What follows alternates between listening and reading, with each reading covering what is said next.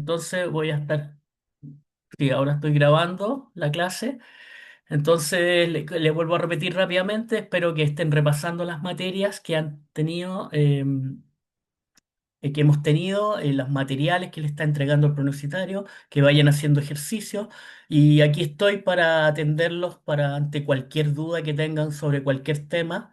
Hemos visto varias cosas, pero son las primeras materias solamente y prontamente iremos viendo cosas más complejas a medida que vaya avanzando el curso. ¿Ya? Ahora, no sé si tienen alguna duda de las materias anteriores, si quieren abrir el audio o me lo escriben en el chat, ni un problema. Cualquier cosa que sientan la necesidad de preguntar, pero me tienen que estar estudiando, sí, pues, jóvenes, ¿ah? Si no están estudiando, no están repasando, no vamos por buen camino, ¿no? Tienen que estar constantemente repasando las materias. Y tienen que tratar de hacerse un tiempo con respecto a sus colegios, si es que están en el colegio, la mayoría está en el colegio.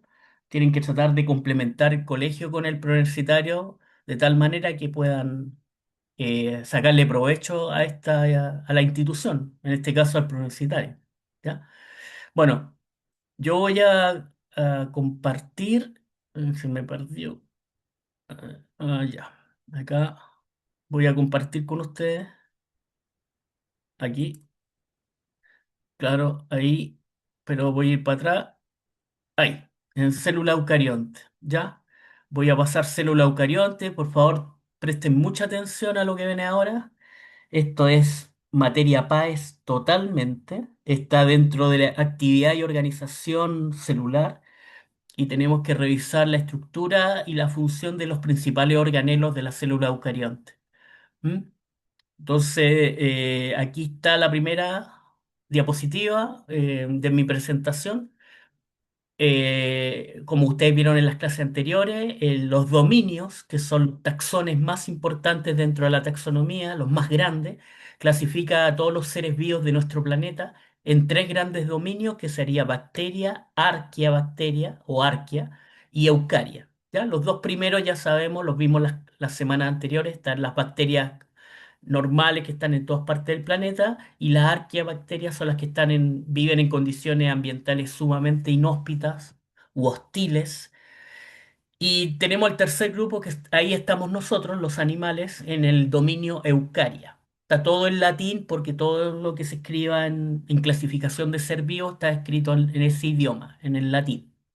Entonces, en Eucaria están todos los eucariontes y ahí tenemos los animales, las plantas, las algas marinas, los hongos, los protozoos, ¿sí?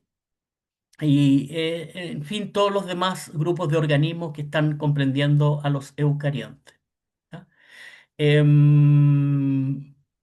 más?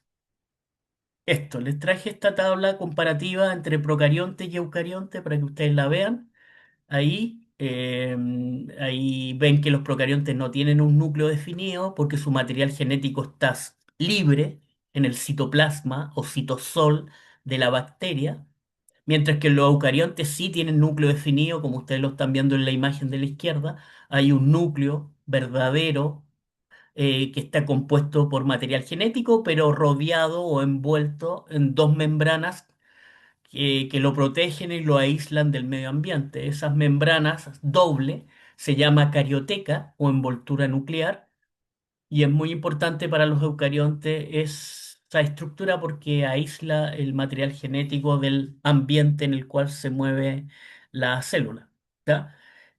Los procariontes el material genético lo constituye una gran molécula circular de ADN doble. Eso por favor subrayenlo bien. El material genético en las bacterias es una gran molécula doble de ADN circular, ¿ya? Y se le llama ADN desnudo. ¿Por qué desnudo? Porque en las bacterias el ADN no tiene unión a proteína. No hay proteínas unidas al ADN bacteriano. En el caso de los eucariontes, sí, el material genético está constituido por un ADN, pero no circular, como en el caso de las bacterias, sino que el ADN es lineal helicoidal y está asociado a proteínas. Y estas proteínas se llaman histonas. Histonas, ahí no sale en la diapositiva el nombre, pero las histonas son las proteínas que se unen permanentemente al ADN eucarionte. ¿Ya? Y las histonas, su función, la función de las histonas, que son proteínas y que se unen permanentemente al ADN eucarionte, es compactar el tamaño del ADN eucarionte, compactarlo fuertemente, apretarlo para que no ocupe demasiado espacio. Y esta compactación genera lo que ustedes conocen como cromosomas, ¿ya?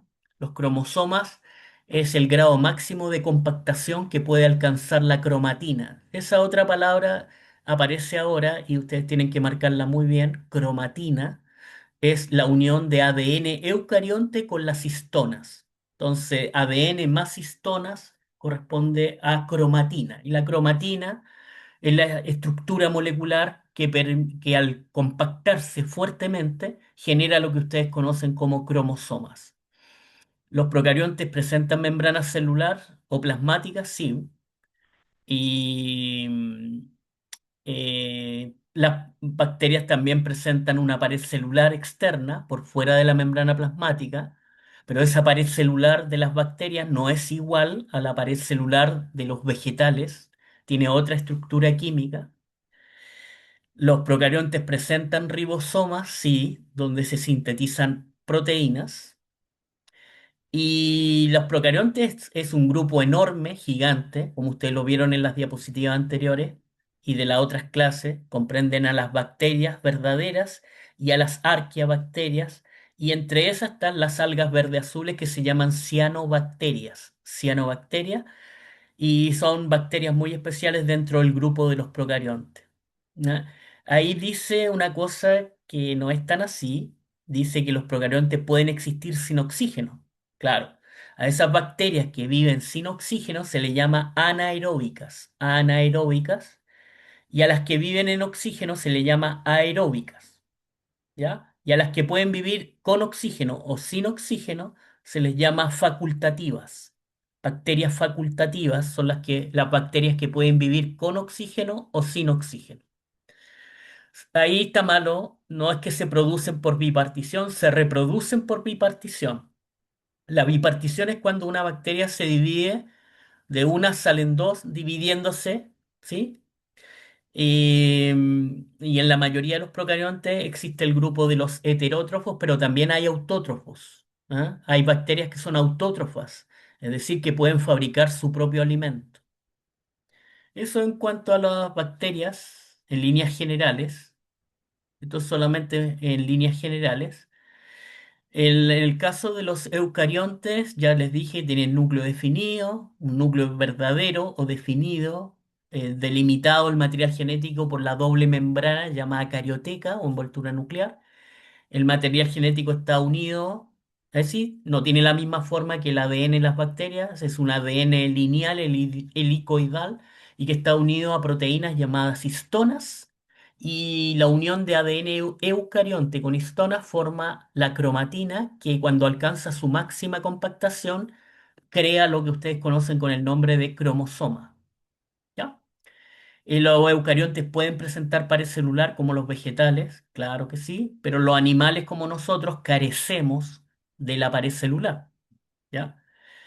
Los eucariotas generalmente son aeróbicos, o sea, viven en presencia de oxígeno, y las células eucariontes se reproducen principalmente por mitosis y por meiosis, ¿ya? Los eucariontes, ustedes encuentran en este grupo una diversidad de grupos de organismos que son autótrofos, que pueden fabricar su propio alimento, o heterótrofos como nosotros, que no podemos fabricar nuestro propio alimento, así que tenemos que elaborarlo a partir de materia prima. ¿Mm? No sé si tienen alguna duda hasta ahí en algo. Voy a dejar abierto el chat por si me quieren preguntar algo. ¿Mm? Esta es una tabla comparativa entre procariontes y eucariontes. ¿Que eran ribosomas? Los ribosomas son unas estructuras que están en los dos grupos, en procariontes y eucariontes, y lo que hacen es síntesis de proteínas.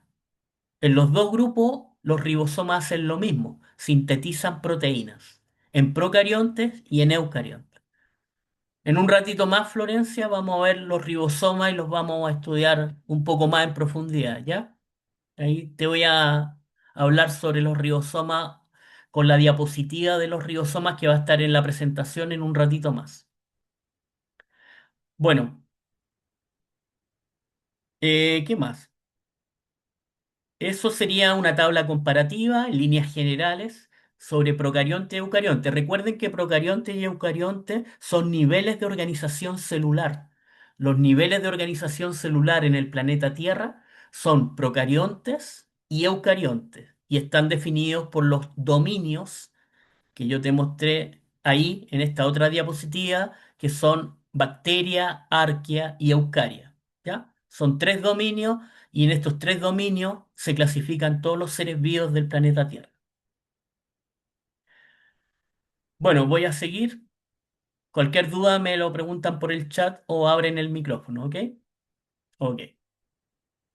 Bueno, vamos aquí con los eucariontes. Aquí ustedes tienen las principales estructuras relacionadas con los eucariontes. Miren los organelos, por favor, que están en el temario de la PAES de invierno y la PAES regular que va a ser a final de año y la PAES de invierno que va a ser en el mes de junio. Este tema está en los dos, en las dos PAES. En las dos pruebas PAES está este tema. Corresponde a organización y actividad celular y estructura, organización y actividad celular, perdón. Y ustedes tienen que manejarlo muy bien, estos organelos, porque los van a preguntar en la prueba. Vamos con los organelos de estructuras celulares en eucariontes. Los procariontes no tienen estas estructuras. Por favor, márquenlo bien.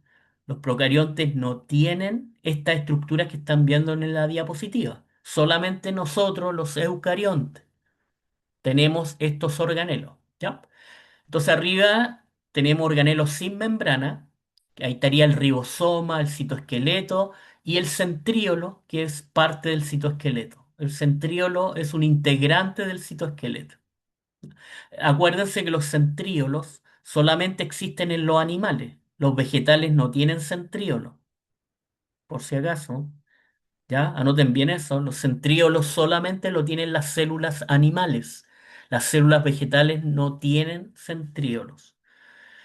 Más al medio de la figura tenemos los organelos con membrana simple o con una sola membrana. Eso significa membrana simple, una sola membrana. Y ahí tenemos el retículo endoplasmático liso, REL, el retículo endoplasmático rugoso, RER, el aparato de Golgi, el lisosoma, el peroxisoma y la vacuola. Esos son los organelos que más preguntan dentro de los organelos con membrana simple, los que están ahí en la diapositiva.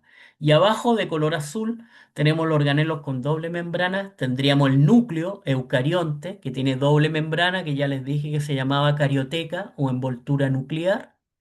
Y tenemos a la mitocondria y al cloroplasto. Bueno, miren bien esa figura, por favor, o sea, esta diapositiva, mírenla bien, porque de estas estructuras o estos organelos van a nacer preguntas en sus pruebas en el preuniversitario y en la PAES ni que hablar. Van a venir preguntas sobre esto. ¿Ya? Voy a partir entonces con lo primero, el citoplasma o citosol en la célula eucarionte, en la zona que queda delimitada entre la membrana plasmática y el núcleo eucarionte. Ahí lo tienen en la diapositiva, se llama citosol. Cito es célula, sol líquido. Eso significa sol en química, una solución líquida o semilíquida. Entonces, el citoplasma no tiene membrana, obviamente, y es la porción líquida o semilíquida que comprende entre la membrana plasmática y el núcleo eucarionte. ¿Ya? Y ahí ocurren millones y millones de reacciones químicas que ustedes deberían conocer con el nombre de metabolismo. ¿Ya? Los millones y millones de reacciones químicas que ocurren a nivel celular se conocen con el nombre de metabolismo. Recuerden que el agua es una de las biomoléculas inorgánicas más importantes de los seres vivos. En la especie humana tiene un 70% el agua. La composición química de cada célula de tu cuerpo tiene un 70% de agua. Por lo tanto, el agua sigue siendo la biomolécula inorgánica más importante para las reacciones químicas dentro de un ser vivo, a nivel de célula. A nivel de célula, en un ser vivo, el agua sigue siendo la sustancia importantísima para las reacciones químicas y que puedan llevar a cabo un buen metabolismo para todo el organismo. ¿Mm? Em, ya, esta parte también es importante para ustedes, el citoesqueleto. No tiene membrana, el citoesqueleto no tiene membrana y es el armazón celular, así lo llaman en los libros de biología al citoesqueleto. En el caso de los eucariontes, es la única estructura que te van a preguntar en la PAES. El citoesqueleto en procariontes no lo preguntan. En la PAES no preguntan el citoesqueleto de las bacterias, solamente preguntan el citoesqueleto de las células eucariontes animales y vegetales. ¿Ya? Pero más que nada el de los animales, como el que estás viendo tú aquí en la diapositiva. Entonces se le llama armazón celular porque le da soporte o estructura a toda la célula y está conformado solamente de proteínas. El citoesqueleto en célula eucarionte, animal y vegetal, y está estructurado por proteínas. ¿Ya? ¿Cuáles son las estructuras las que más preguntan en la PAES sobre el citoesqueleto eucarionte? Estas tres que tú estás viendo aquí, justo en el medio de la diapositiva. Los microfilamentos, los filamentos intermedios y los microtúbulos. Esas son las tres estructuras más preguntadas en la PAES por lejos. Y de esas tres, las que más preguntan, o hasta ahora las que están más preguntando en las últimas PAES, es microtúbulos. Microtúbulos porque son los de mayor tamaño. Los que tienen mayor tamaño dentro de la célula eucarionte son los microtúbulos. Ya, voy a hablarte un poco de los tres, un poquito, lo más importante. Tú puedes complementar con lectura por fuera de clase, pero eso depende de cada uno de ustedes, si quieren seguir complementando las materias. ¿Ya? Voy a hablar de microfilamentos, este que está aquí abajo de la diapositiva, en la parte central. Los microfilamentos son los más pequeños, es la estructura del citoesqueleto más pequeña que hay. ¿Ya? Y está formada por dos proteínas muy importantes que son actina y miosina. Actina y miosina. Bueno, actina y miosina, lo estoy escribiendo en el chat para que lo tengan. Ahí está, actina y miosina son las dos proteínas más importantes de los microfilamentos. ¿Y dónde encontramos estos microfilamentos en nuestro cuerpo? Los encontramos en los músculos y son responsables de la contracción muscular. La contracción de los músculos esqueléticos, que son voluntarios, están constituidos por proteínas llamadas actina y miosina. Hay otras proteínas más, hay más proteínas en los músculos, pero esas dos están directamente relacionadas con la contracción del músculo esquelético voluntario. ¿Ya? Actina y miosina.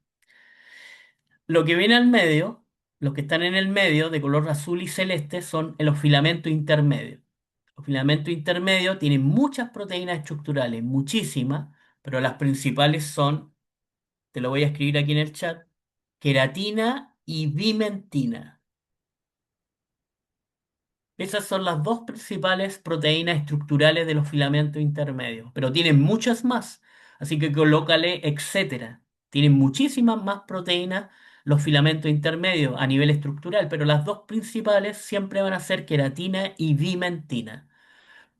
Ya, ¿dónde encontramos estos filamentos intermedios? Lo encontramos en gran parte de las células, pero principalmente en las neuronas. En las neuronas tenemos filamento intermedio como gran componente del citoesqueleto neuronal. ¿Ya? ¿Y qué función tienen los filamentos intermedios? Los filamentos intermedios tienen la función de resistencia mecánica. Esa es la principal función de los filamentos intermedios en todas las células de tu cuerpo, principalmente en las neuronas. Resistencia mecánica, es decir, resisten los golpes. Cuando las neuronas o el sistema nervioso central recibe golpes de cierta intensidad, po, ¿ah? Cuando son muy fuertes los golpes no hay ninguna estructura que te pueda salvar de eso. Resisten ciertos tipos de golpes cuando no son muy fuertes y ayudan a deformar a la célula, pero no la hacen reventarse, que no se reviente, que no explote producto del golpe. Entonces los filamentos intermedios ayudan a la resistencia mecánica de las células. La resistencia mecánica significa que resisten los golpes, las tensiones, los traumatismos, etcétera. ¿Ya? Tiene un tamaño intermedio, como lo dice la palabra, tiene un tamaño molecular intermedio a microfilamentos y a microtúbulos. Y ahora te voy a hablar de los más preguntados en la prueba. Se llaman microtúbulos, estos que están aquí arriba de color verde. Los microtúbulos son los que presentan el mayor tamaño a nivel molecular. De los tres que te mencioné, el que es más grande a nivel molecular son los microtúbulos. Y los microtúbulos tienen un solo tipo de proteína estructural, se llama tubulina.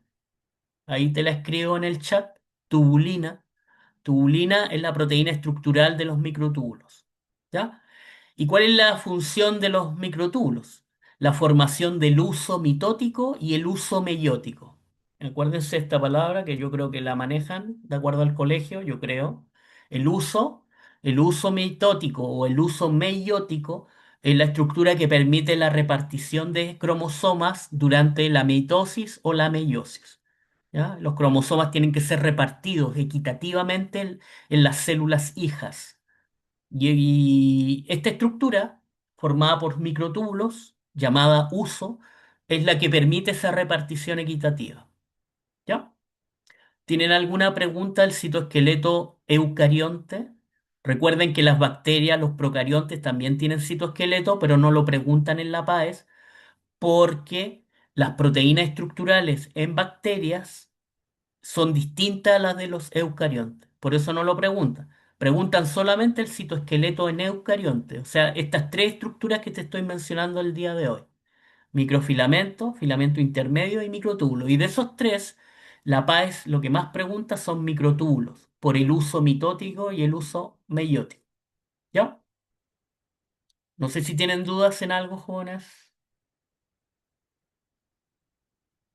Recuerden que tienen distintos tamaños. El más pequeñito es los microfilamentos, el que tiene tamaño intermedio, filamento intermedio, y el más grandote de todo a nivel molecular, los microtúbulos. Bueno, eso sería con respecto a eh, citoesqueleto eucariote. ¿Ok? Bueno, aquí tenemos otras estructuras relacionadas con el citoesqueleto eucarionte. Son los cilios y flagelos. Los cilios y los flagelos son estructuras que nacen a partir del citoesqueleto eucarionte o procarionte. ¿Ya? En el caso de los eucariontes tenemos ahí imágenes que ustedes tienen aquí en el medio.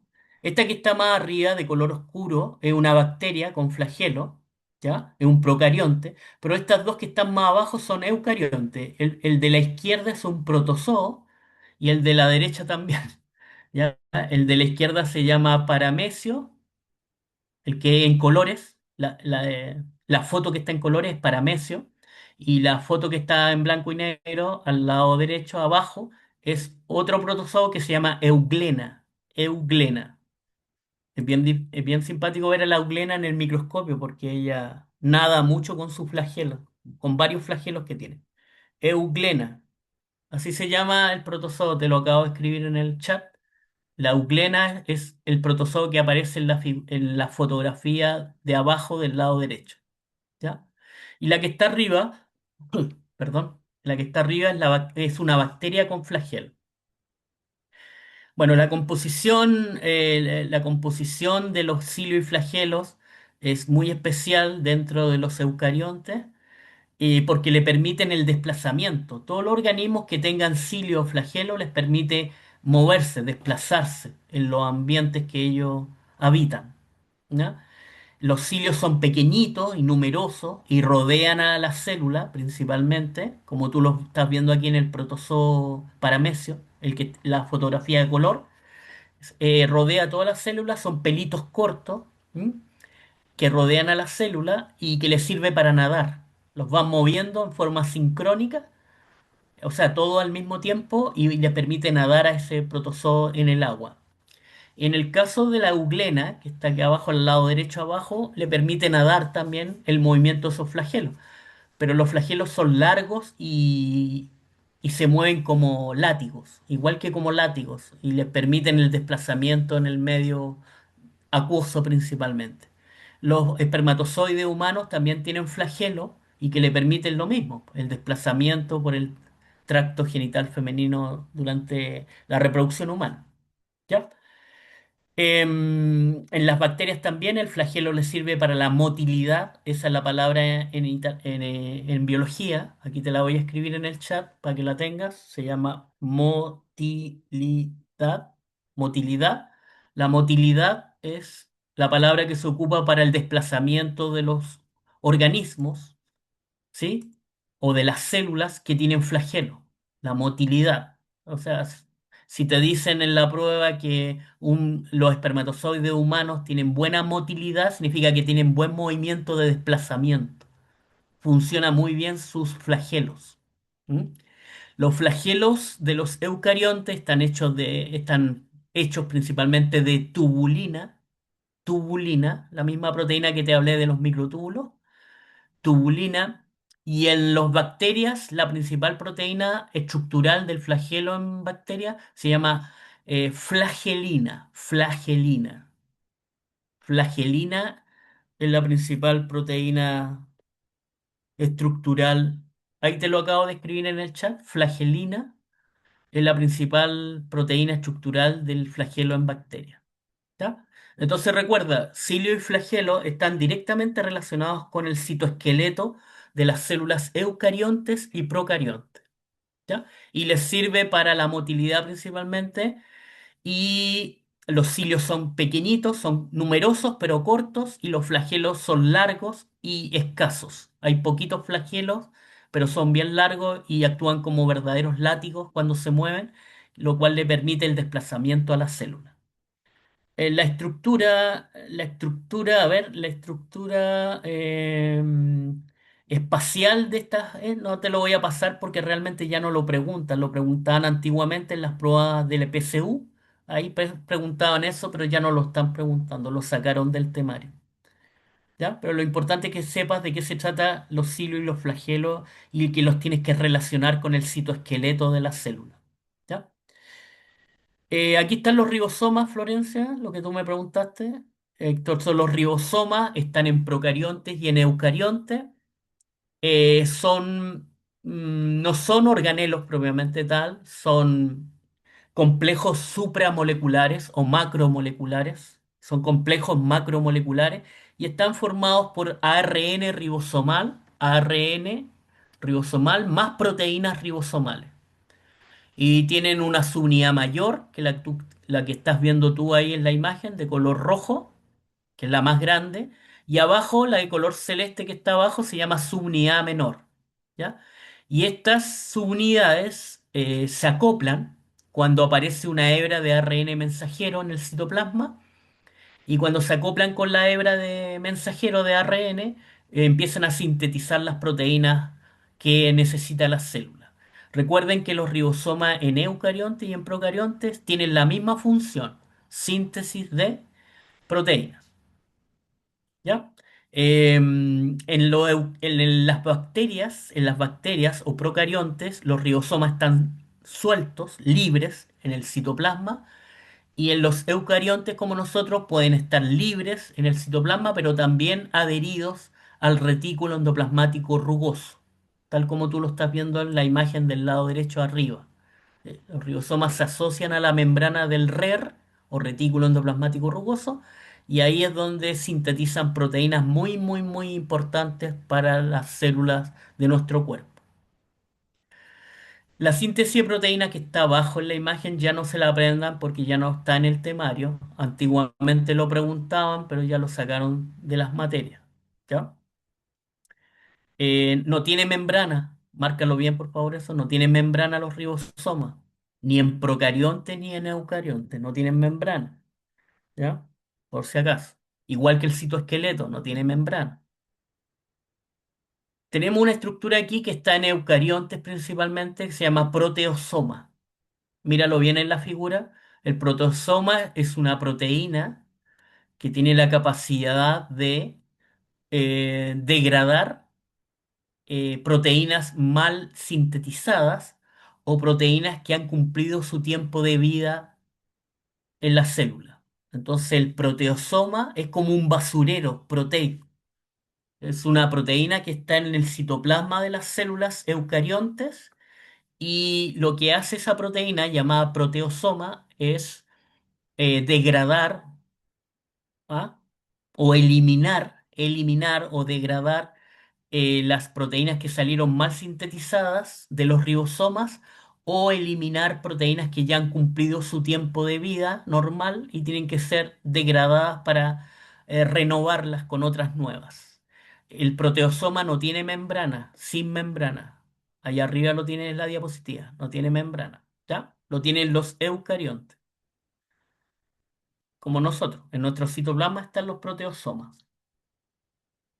Bueno, no sé si tienen alguna duda hasta ahí.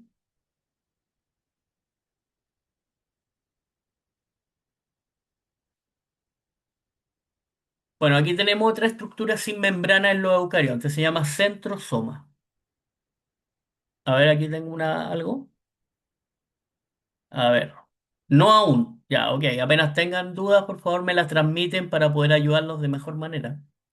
Ya, el centrosoma es una estructura muy importante para los animales y los vegetales, como célula eucarionte. El centrosoma no tiene membrana, sin membrana. Y está conformado por centríolos. En el caso animal, en el caso de nosotros, los animales, el centrosoma tiene un par de centríolos. Estos centríolos se duplicaron en el ciclo celular, ¿ya? En el ciclo celular se duplicaron los centríolos que ustedes están viendo ahí en la imagen, aquí en la parte central de la imagen. Esta estructura en forma tubular, como túbulos, ¿sí?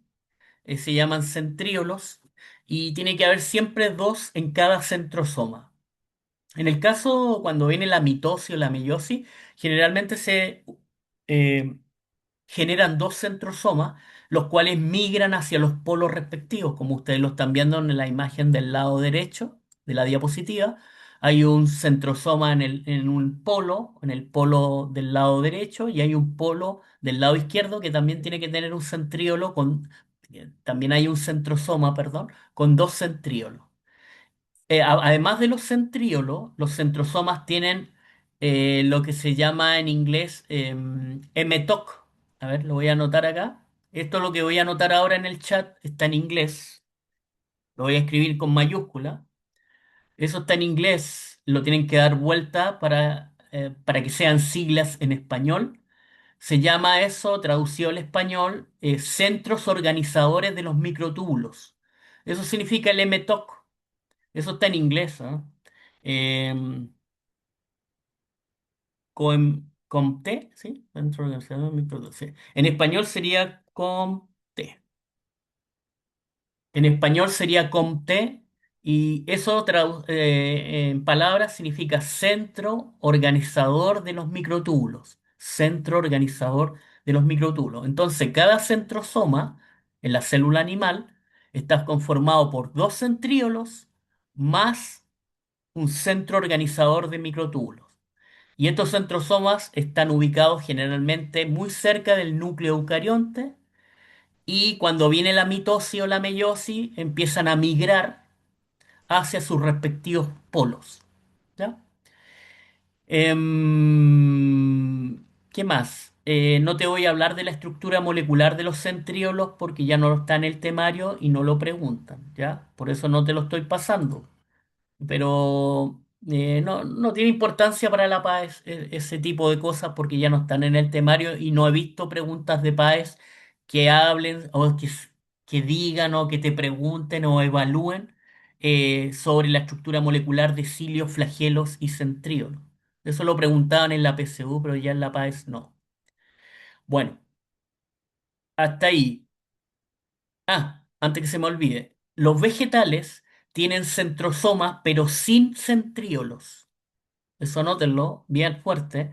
Los vegetales, las células vegetales no tienen, en sus centrosomas, no tienen centríolos, solamente tienen centros organizadores de microtúbulos. ¿Ya? Por si acaso. Em, Bueno. Ya, cuando te pase mitosis, cuando tengamos la clase de mitosis, te voy a pasar sobre los tipos de mitosis del uso mitótico que tienen los animales y las plantas, que tienen unos nombres distintos para que ustedes lo tengan anotado y se lo puedan aprender, ¿ya? Recuérdenme eso cuando estemos en la clase de mitosis, que le hable un poquito sobre la diferencia entre el uso mitótico animal y el uso mitótico vegetal, ¿ya? Ahí va. ¿No tienen qué? Ah, no tienen centríolos. Los vegetales no tienen centríolos en sus centrosomas. Solamente tienen centros organizadores de microtúbulos. Entonces les repito, cuando tengamos la clase de mitosis, recuérdenme hablarles sobre el uso mitótico animal y el uso mitótico vegetal porque tienen alguna pequeña, unas diferencias ahí que ustedes tienen que manejar. ¿Ya? Pero eso es para más adelante cuando tengamos esa clase. ¿Alguna pregunta hasta ahí, jóvenes? ¿Algo que no vayan entendiendo? ¿Algo que les cueste o no perciban, no lo entiendan bien? Bueno, voy a seguir, ¿ah? Ok.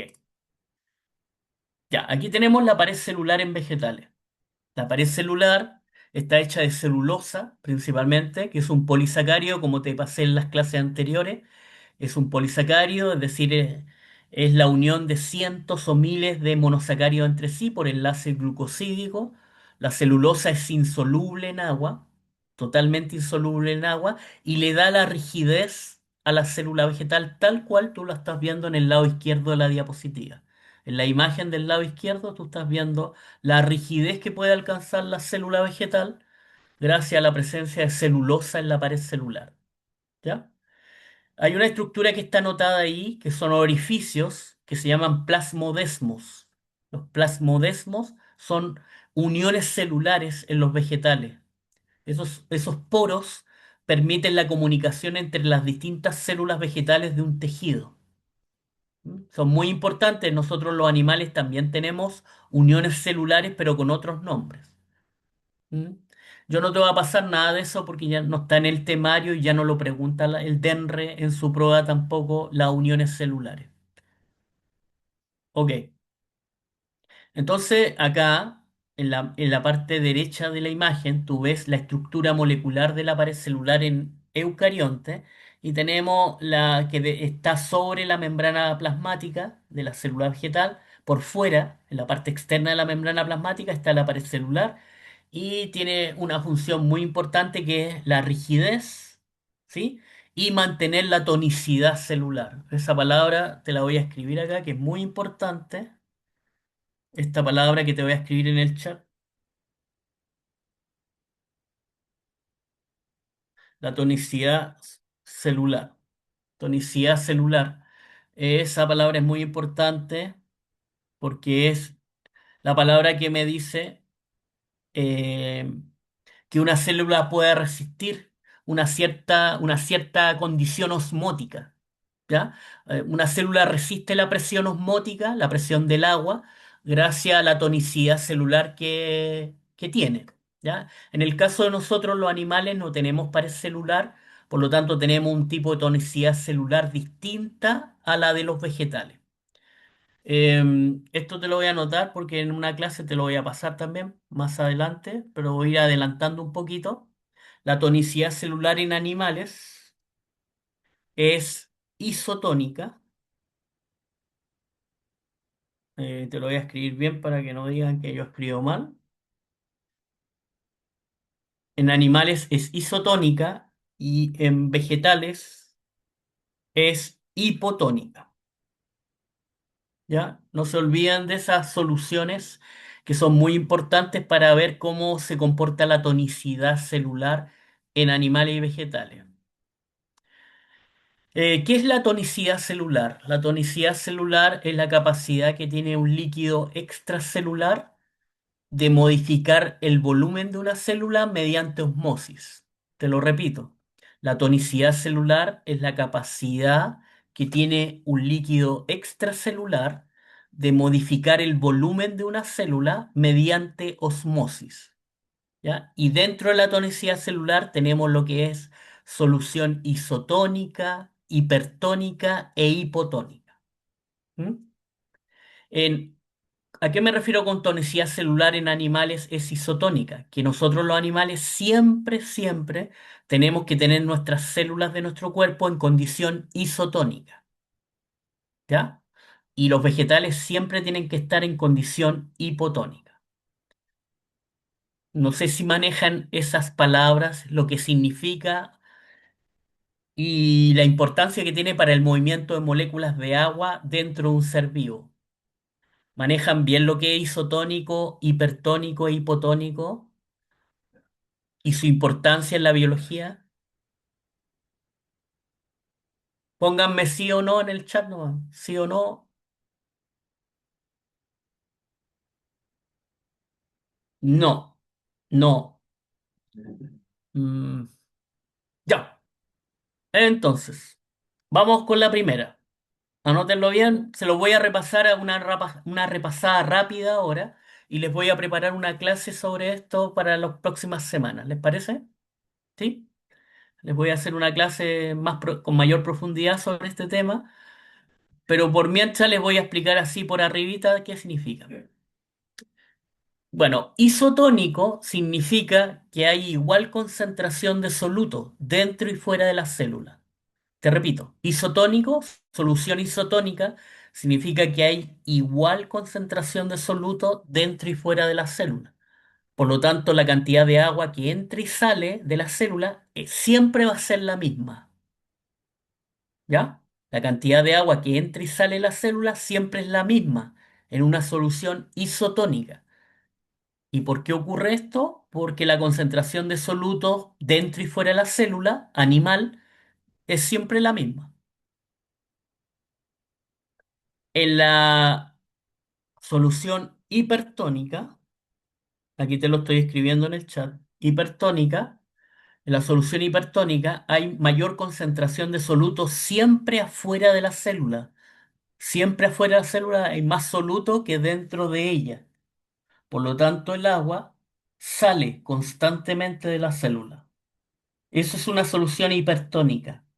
El agua está saliendo constantemente de la célula porque hay mayor concentración de solutos fuera de la célula que dentro de ella. ¿Ya? Los animales eso se llama crenación. Aquí te lo estoy escribiendo. En animales, crenación, y en vegetales se llama plasmólisis. Plasmólisis. Entonces, crenación en animales, ¿ya? Te lo estoy escribiendo en el chat para que lo copies. Crenación en animales y en vegetales lo mismo se llama plasmólisis, ¿ya? Ahí te lo anoté para que lo tengas. Entonces, cada vez que una célula animal o una célula vegetal están en un medio hipertónico, sufren crenación en animales y plasmólisis en vegetales. Ya. Eh, Ahora, ¿qué es hipotónico? Hipotónico es cuando hay mayor concentración de soluto dentro de la célula que afuera de ella. Siempre hay más soluto dentro de la célula que afuera de ella. Por lo tanto, el agua entra, siempre entra, constantemente. ¿Sí? En el caso de los animales, en una solución hipotónica, sufre citólisis. Citólisis. Eso significa que la célula se hincha primero como un globo, se hincha como un globo y revienta. Y el reventón se le llama citólisis. Y en los vegetales, la condición hipotónica genera turgencia o presión de turgencia, que es la condición normal de vida de los vegetales, ¿ah? La turgencia. Ahí te lo escribí en el chat para que lo puedas copiar. ¿Ya? Ok. Entonces los vegetales turgencia y los animales citólisis, cuando están en medios hipotónicos, hipotónicos. Y cuando están en hipertónicos, sería crenación en animales y plasmólisis en vegetales. Y cuando están en isotónicos los dos, en los animales es la condición normal de vida para nosotros ser isotónico y para los vegetales produce cierta equilibrio fisiológico, pero no es lo ideal para los vegetales. La solución isotónica no es ideal para los vegetales. La solución ideal para la vida de los vegetales o la vida de las células vegetales es hipotónica. ¿Ok? Bueno, eso sería hasta por ahí. Vamos con los retículos ahora. Cualquier duda me avisan por el chat, si que gustan. Tenemos los retículos, mírenlos bien en la imagen, ahí lo tienen en la diapositiva.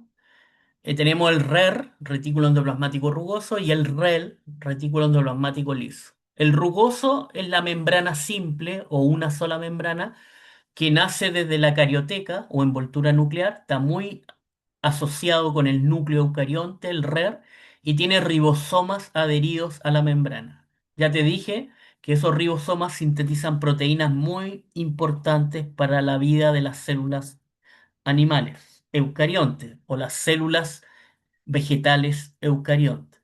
¿Ya? Eh, la principal función del RER, del rugoso, es la síntesis de proteínas, ¿sí?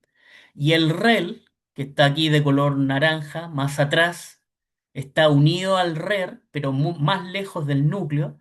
El REL es retículo endoplasmático liso, y ahí ese organelo, de una sola membrana también, no tiene ribosomas adheridos a la membrana, por lo tanto no tiene nada que ver con las proteínas, el REL. Y el REL tiene muchas funciones, ¿eh? Tiene muchas funciones. Yo te voy a decir las principales. Sintetiza lípidos, sintetiza lípidos, el REL, el liso.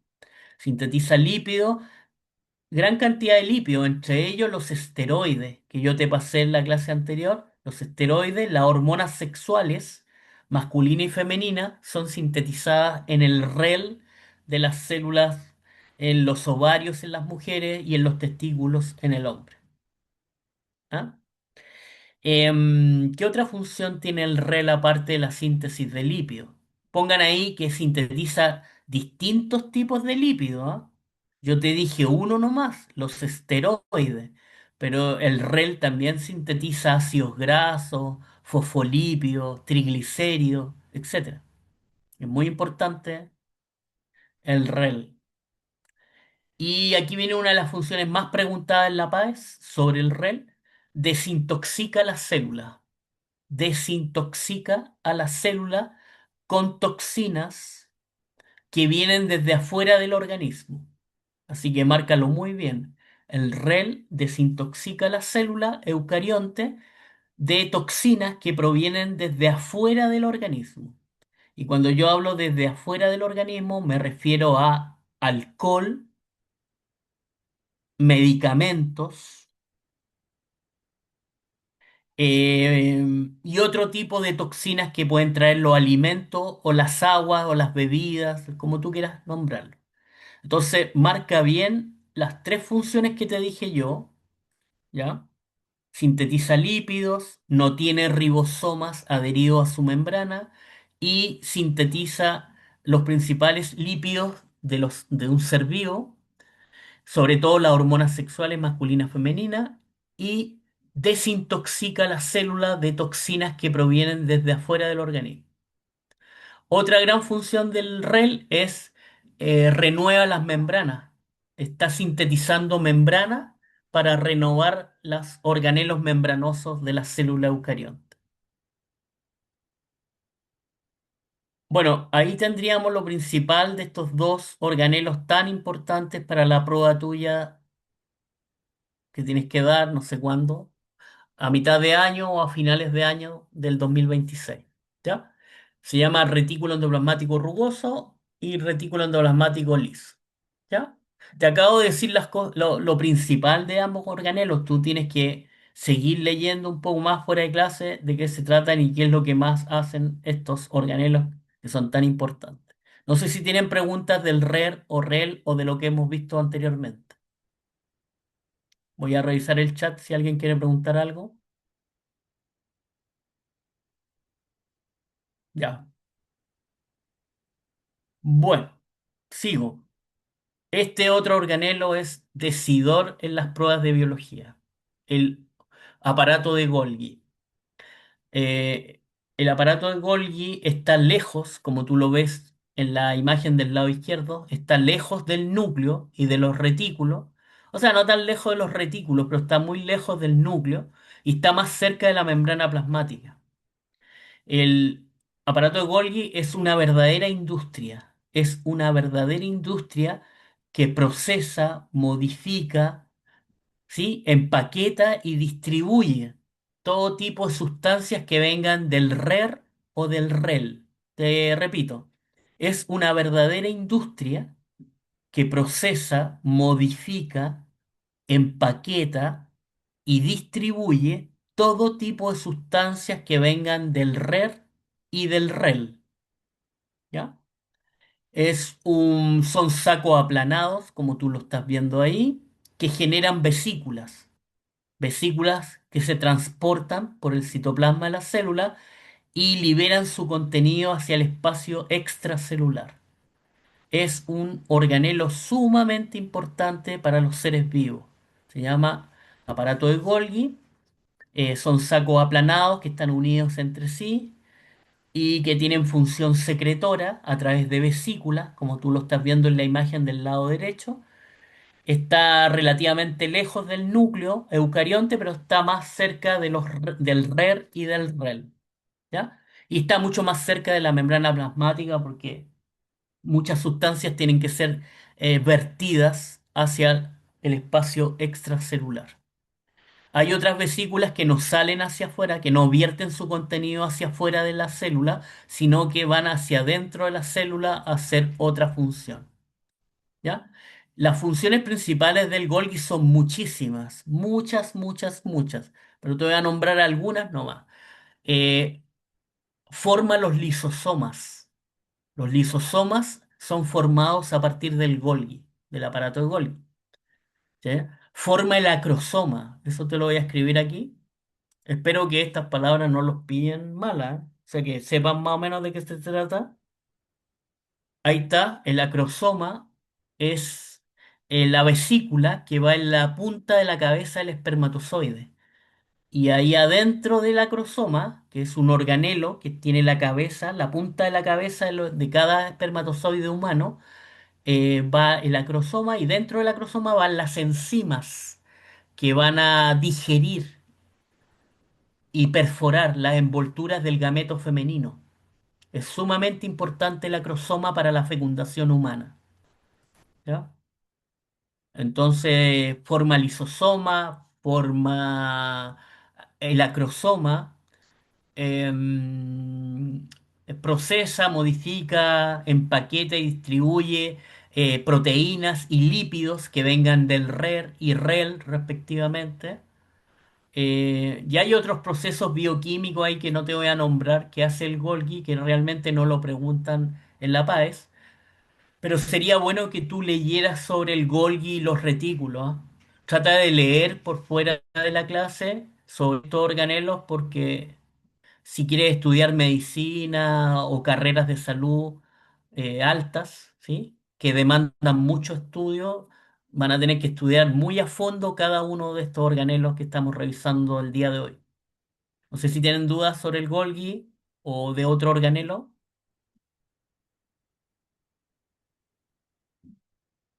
Bueno. Los lisosomas, aquí están, formados por el Golgi, por el aparato de Golgi, son vesículas que contienen enzimas hidrolíticas y están formados por una sola membrana y dentro de ellos hay enzimas hidrolíticas, es decir, enzimas que funcionan en presencia de agua. Y al estar en presencia de agua ya tienen la capacidad de romper moléculas. Esas enzimas hidrolíticas pueden romper moléculas de gran tamaño gracias a la presencia de agua. ¿Ya? Las enzimas que están dentro de los lisosomas funcionan a pH ácido, funcionan a pH 5, pH igual 5. ¿Mm? pH 5, pH ácido. En ese pH actúan las enzimas que están dentro de los lisosomas. La única función y la más importante en los lisosomas es digestión intracelular. Te lo estoy escribiendo en el chat. Digestión intracelular. Esa es la función más importante de los lisosomas a nivel celular. Digieren todo lo que ingresa a las células. Y ahí tú lo tienes en la imagen del lado derecho de la diapositiva, que una vez que se forma la vesícula, producto de la endocitosis, se transforma en fagosoma. El fagosoma es atacado por lisosomas primarios, ¿sí? Y que digieren el contenido de la sustancia que viene dentro de esa otra vesícula. Esto es muy importante para la digestión intracelular, sumamente importante. ¿Ya? Bueno, aparte de los lisosomas, tenemos los peroxisomas. Los peroxisomas los tienes ahí. Los lisosomas tienen una membrana o membrana simple, los peroxisomas también, una sola membrana o membrana simple. Los peroxisomas se forman de las membranas de los retículos, ya sea del rugoso o el liso. Se desprenden vesículas de la membrana del rugoso o del liso y forman estos organelos de una sola membrana o membrana simple llamado peroxisoma. Los peroxisomas contienen dentro de ellos, dentro de las vesículas llamadas peroxisomas, hay dos familias de enzimas. Hay muchas más enzimas o familias de enzimas, pero yo te voy a nombrar las dos principales. Están las catalasas, te lo voy a anotar y las oxidasas. Ahí te lo escribí en el chat, catalasa y oxidasa. Marca las primeras.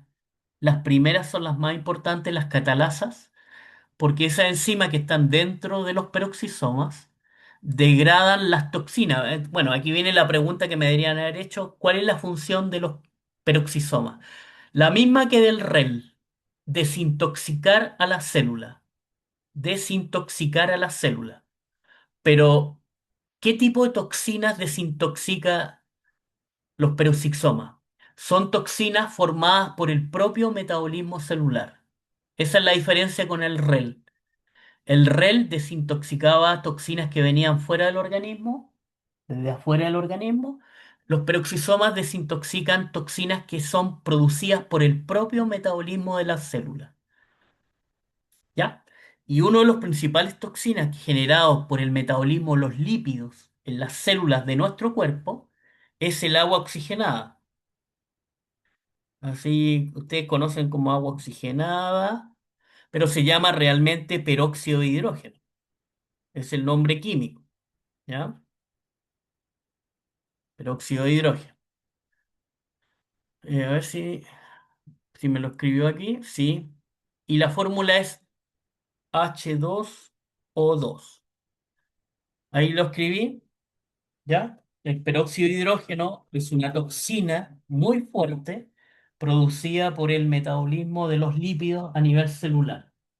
Entonces las catalasas lo que hacen es degradar el peróxido de hidrógeno o agua oxigenada y transformarlo en agua y oxígeno. O sea, un compuesto tóxico lo transforma en dos compuestos no tóxicos.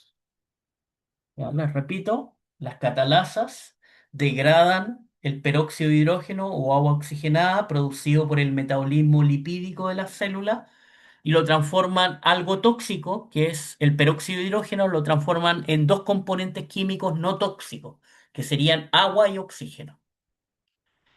Esa sería la función, la principal función de los peroxisomas, ¿ya? Desintoxicar a la célula, pero de toxinas producidas por el propio metabolismo de la célula. En el caso del retículo endoplasmático liso, la desintoxicación era de toxinas provenientes desde afuera del organismo. ¿Se acuerdan? Que les dije alcohol, medicamentos y alimentos y aguas contaminadas, principalmente. ¿Ya? No sé si tienen alguna duda de esto hasta ahí, con alguno de estos organelos, porque se los van a preguntar en las pruebas y en la PAES ni que hablar, les van a colocar estos mismos organelos, pero en experimentos tratados con sustancias químicas y con varias, y a través del método científico, obviamente. Bueno, yo sigo, jóvenes. La vacuola central. La vacuola central está ubicada en los vegetales solamente. Miren el tamaño que tiene en las dos figuras del lado izquierdo y derecho. Tiene una sola membrana. La membrana que conforma la vacuola central en vegetales se llama tonoplasto. Tonoplasto. Se lo voy a escribir en el chat. Tonoplasto. Tonoplasto se llama la membrana que rodea la vacuola central en los vegetales y su gran función es almacenar grandes cantidades de agua. Esa es la gran función de la vacuola, generando la presión de turgencia. ¿Sí? Por eso los vegetales tienen que vivir en soluciones hipotónicas, para que le esté entrando agua constantemente y la vacuola central la puede almacenar y generar la presión de turgencia que permite que las plantas estén erectas o erguidas. ¿Ya? ¿Por qué no se revienta la célula vegetal producto de de la presión de turgencia? Porque tienen pared celular. Eso márquenlo bien, porque no se revientan las células vegetales producto de la presión de turgencia, porque tienen pared celular que es rígida, formada principalmente por celulosa, que es una molécula polisacárido, es una macromolécula polisacárida que no es insoluble en agua, totalmente insoluble en agua la pared celular. ¿Ya? Ah, se me olvidó algo, joven, les pido disculpas. El aparato de Golgi en los vegetales puede tener otro nombre. También se llama dictiosoma. Dictio, a ver, yo te lo voy a escribir en el chat. Dictiosoma es igual a decir aparato de Golgi, A de Golgi, en vegetales. Así que esos dos nombres te pueden aparecer en la prueba. Aparato de Golgi en vegetales también puede recibir el nombre de dictiosoma. Ahí te lo anoté en el chat para que lo tengas. ¿Ya? Dictiosoma. Es el otro nombre que recibe en vegetales el Golgi.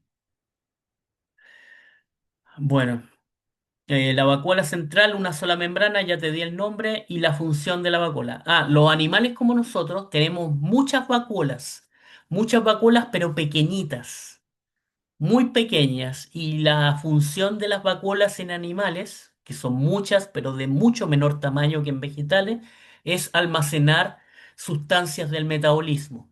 Esa es la principal función de las vacuolas en los animales como nosotros, almacenar sustancias del metabolismo. ¿Ya? Bueno, voy a pasar al núcleo. Estos tienen doble membrana. Todos los que te voy a nombrar ahora como organelo tienen doble membrana. Primero que nada, el núcleo eucarionte. Se llama carioteca o envoltura nuclear y tiene poros. Mira la cantidad de poros, mira la imagen del lado izquierdo. Tiene muchos poros, llamados poros nucleares, y a todos los poros se le llama complejo poro. Complejo poro. A todos los poros de la carioteca se le llama complejo poro. La carioteca, al igual que la membrana plasmática, es semipermeable. Selecciona lo que entra y sale del núcleo. La carioteca o envoltura nuclear es semipermeable, igual que la membrana plasmática, es decir, selecciona muy bien lo que va a entrar y lo que va a salir del núcleo eucarionte. Dentro del núcleo está el nucleolo, que está hecho en base a ARN principalmente. ARN, el ARN forma parte del nucleolo y el nucleolo es el precursor, el que va a sintetizar los ribosomas. ¿Ya? Eso anótalo bien. ARN ribosomal. Esa es la principal composición química del nucleolo o los nucleolos. Puede haber uno o varios nucleolos dentro de un núcleo eucarionte. Entre más nucleolos tenga un núcleo, mayor síntesis de proteínas tiene esa célula. Puede sintetizar mayor cantidad de proteínas. Ya en el caso de la figura del lado izquierdo, solamente te muestran un nucleolo y que está conformado principalmente por ARN ribosomal y por proteínas ribosomales. ¿Ya? Esa es la estructura química de un nucleolo. La principal función del nucleolo es la síntesis de ribosoma, la fabricación de ribosomas. Los núcleos ya te dije que son semipermeables en la carioteca. Y en el lado derecho de la diapositiva hay dos palabras mágicas para ti. La cromatina, que yo ya te dije lo que era, ADN eucarionte más histonas, ¿sí? Lo cual compacta enormemente el tamaño del ADN eucarionte. Puede presentar dos estados físicos durante el ciclo celular, como eucromatina y como heterocromatina. Marca esas dos palabritas, son muy importantes, cromatina y heterocromatina. Espero que en sus colegios hayan visto estos jóvenes, porque cuando pasemos ciclo celular, yo doy por hecho muchas cosas, pero cuando hago clases presenciales u online, como en este caso, me llevo grandes sorpresas, o que no lo recuerdan bien desde el colegio, o que no se los pasaron en el colegio. Y eso sí que es grave, ¿ya? Así que en la clase de ciclo celular, por favor, aprovechen de preguntar todo lo que no entiendan, porque si no, no vamos a entender bien las materias. Esto es sumamente importante para entender ciclo celular. Y para entender mitosis y meiosis es fundamental. Bueno, la eucromatina es la cromatina laxa, suelta, ¿ya? Es la que forma el ADN, las moléculas de ADN que tú ves en las figuras, la doble hélice helicoidal esa, es la eucromatina. Claro que el ADN unido a las histonas, ¿ya? No sé si te lo anoté, te lo voy a anotar acá. Las histonas, ¿ya? Histonas, las voy a anotar en el chat para que las tengan. Ahí están las histonas, son las proteínas que se unen permanentemente al ADN eucarionte y compactan enormemente su tamaño molecular. Entonces tenemos dos estados físicos que puede tener la cromatina durante el ciclo celular. Eucromatina, que es la cromatina laxa, descondensada, suelta, que la vamos a apreciar al microscopio en las etapas, yo te lo voy a anotar en el chat mejor, lo anoto en el chat. Dentro del ciclo celular vamos a ver eucromatina en las etapas G1, S y G2. ¿Ya? En esas etapas del ciclo celular vamos a ver eucromatina, eucromatina. Eu en griego significa verdadero o verdadera. Cromatina verdadera, eso significa eucromatina. ¿Ya? Las vamos a ver en la etapa G1, S y G2 del ciclo celular, la eucromatina. Y la heterocromatina corresponde a la cromatina compacta, tremendamente compactada formando cromosomas. O sea, heterocromatina es lo mismo que decir cromosoma. ¿Y en qué etapa del ciclo celular vamos a ver heterocromatina o cromosoma? En la etapa M, solamente en la etapa M. Y en la etapa M significa mitosis o meiosis. ¿Ya? Bueno, eso sería con respecto al núcleo eucarionte. Es un núcleo muy importante, perdón, es un organelo de doble membrana muy importante para los eucariontes, animales y vegetales. ¿Ya? No sé si tiene alguna pregunta hasta ahí, jóvenes, antes que nos pille la hora. ¿Quieren preguntar algo? ¿Está claro lo que les estoy pasando? ¿Está claro? ¿Les queda claro lo que les paso? ¿O tienen dudas en algo? ¿O no están, no traen, o traen o no traen la base? Si ustedes no me dicen nada, no puedo evaluarlo si no me hablan. Vienen con la preparación para entender estas materias, porque acuérdense que a medida que vayan pasando las clases se va a ir complicando las materias, van a ir adquiriendo una complejidad cada vez mayor. Entonces tienen que estar preparados, vengan leídos antes de las clases. ¿M? Em, bueno, eso. Se lo digo a todos los alumnos que tengo en la semana, no solamente a ustedes, por si acaso. Bueno, aquí tenemos la mitocondria, que también tiene doble membrana. En la parte alta del lado derecho está lo que ustedes ya vieron en la clase anterior, que es la teoría de la endosimbiosis de la señora Lynn Margulis, de cómo aparecieron las mitocondrias y los cloroplastos en las células eucariontes. Les dije que leyeran sobre eso. Tienen que leer sobre esa teoría que es muy importante dentro de la biología. Y la mitocondria, como lo ves en el lado izquierdo de la figura, tiene doble membrana y la interna, la membrana interna está invaginada, está plegada hacia adentro, formando las crestas mitocondriales. Las mitocondrias y los cloroplastos tienen ADN propio, ARN propio, proteínas propias, ¿ya? Y esto es producto de su origen bacteriano. Y el ADN es circular, igual que en las bacterias. Y tiene mucha semejanza con las bacterias, el material genético de mitocondria y cloroplastos, por la teoría endosimbiótica que me explica cómo aparecieron en las células eucariontes. Recuerda lo que está allá arriba, tiene doble membrana las mitocondrias y su principal función es la síntesis de ATP, la síntesis de energía por parte de las células. El ATP, el adenosín trifosfato, es la molécula que le da energía a las células para realizar trabajo. Y en el caso de los eucariontes, animales y vegetales, proviene desde las mitocondrias. Aquí es donde se realiza la respiración celular. En las mitocondrias está la respiración celular que vamos a darle en alguna clase más adelante. Vamos a revisar un poquito sobre la respiración celular, pero no desde el punto de vista bioquímico, sino desde el punto de vista biológico. ¿Ya? Recuerda que tienen doble membrana. El núcleo, las mitocondrias y los cloroplastos tienen doble membrana. Em, ¿Qué más? La matriz mitocondrial está aquí en el medio, ahí la estás viendo tú en la imagen del lado izquierdo, y ahí se produce el ciclo de Krebs y se producen algunas etapas bioquímicas importantes, pero para la parte universitaria más. En la PAES no te van a preguntar nada de bioquímica de la mitocondria, pero en las carreras universitarias sí lo pasan con mucha fuerza. ¿Ya? Tienen ribosomas propios, pueden sintetizar sus propias proteínas por el origen procarionte que tienen. Y el ADN es circular, igual que en las bacterias. Y ahí está más o menos diagramado cuál es la importancia de las mitocondrias en las células animales y vegetales. Entre mayor cantidad de mitocondrias tenga una célula, más energía requiere para trabajar. Los músculos de nuestro cuerpo requieren gran cantidad de mitocondrias, las neuronas también requieren mucha cantidad de mitocondrias porque requieren gran cantidad de energía.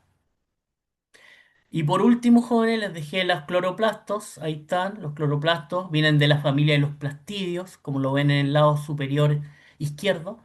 Tienen doble membrana, es una familia muy numerosa. Miren en el lado derecho, están todos los integrantes de la familia, los cromoplastos, cloroplastos, leucoplastos, amiloplastos, elaioplasto, proteinoplasto.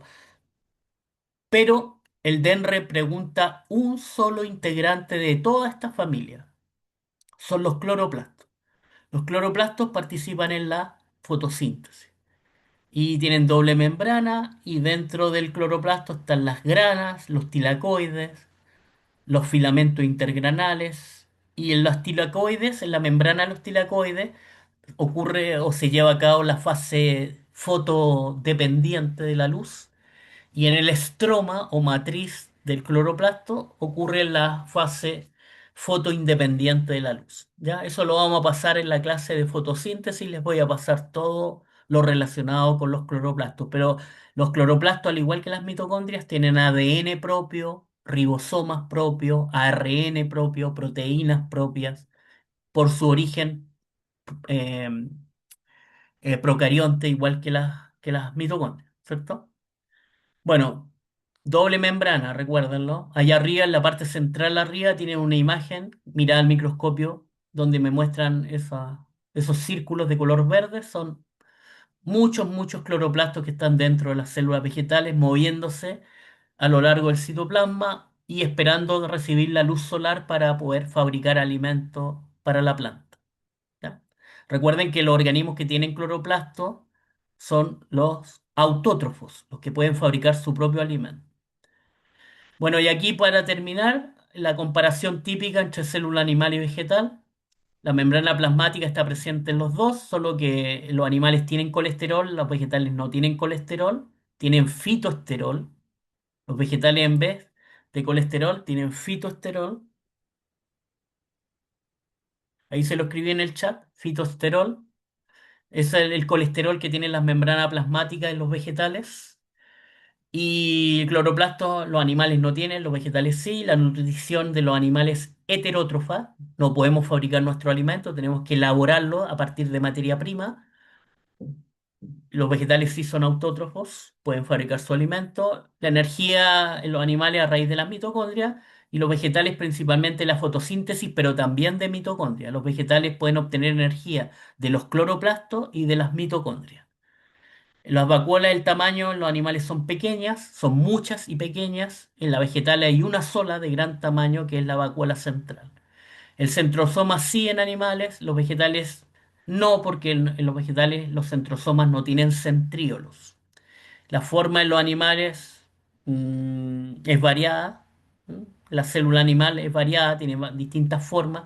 Y en los vegetales suele ser más o menos prismática. ¿M? Jóvenes, hasta aquí llego con ustedes. Eso ha sido la clase de hoy. Espero que les haya quedado algo. Por favor, repasen esta materia y si tienen dudas me lo consultan la próxima clase. ¿Les parece? Por mi parte ha sido todo. No sé si tienen alguna duda, me la pueden dejar en el chat y estaríamos listos.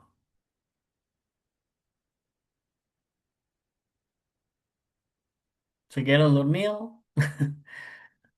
¿Alguna conclusión, algo que decirme para terminar? Tienen que repasar las materias, esa es la conclusión que les dejo. ¿Mm?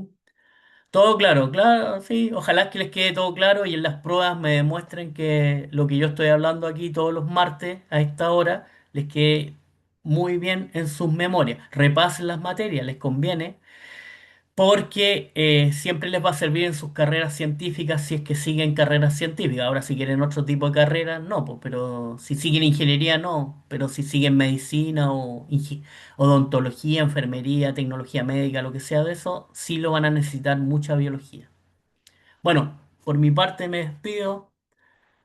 No, no, estos PPT no están subidos en ninguna parte. Estos son míos, es mi trabajo de mucho, mucho tiempo.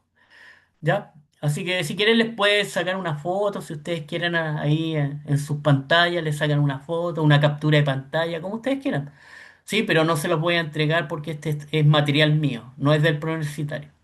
Ah, apareció la guía número 3 de método científico para que la descarguen en la plataforma del PREU. Por favor, apréndansela bien porque en una de las próximas clases vamos a trabajar la hora 20, vamos a trabajar con método científico que es tan, tan importante para la PAES de invierno y la PAES regular de final de año. Bueno, que estén muy bien, cuídense harto y estudien, por favor, que es la única manera de salir adelante. ¿Ya? Chao, chao. Chao. Bye, bye. Bye, bye. Que estén bien. Sí. Bye, bye. Ok.